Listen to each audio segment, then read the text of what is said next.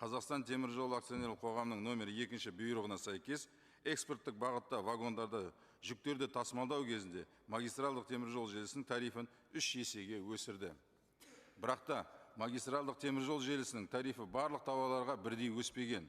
Мысалы, мұнай өнімдеріне 1,4 есе, газға 1,5 есеге өссе, дәнді дақылдарға өспеген.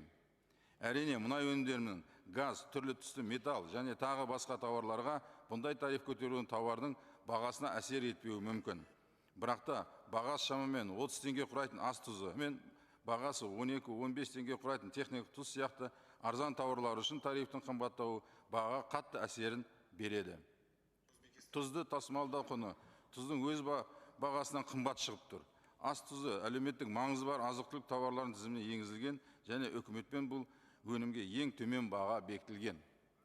Бұл жердегі ең басты мәселе ол Қазақстанда шығарылатын тұздың көлемі Қазақстан нарығынан көп мөлшерінде шығарылады.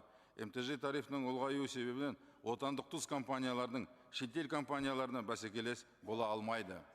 Қазіргі таңда баға өсіміне байланысты бірқатар ресейлік компаниялар отандық тұз компаниялармен келісім шартын бұзуда.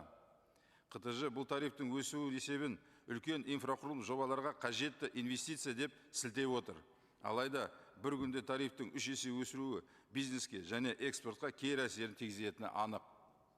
Тарифтің өсуін тауарлардың негізі құнына қарап өсіру сияқты нұсқаларды қарастыруы қажет.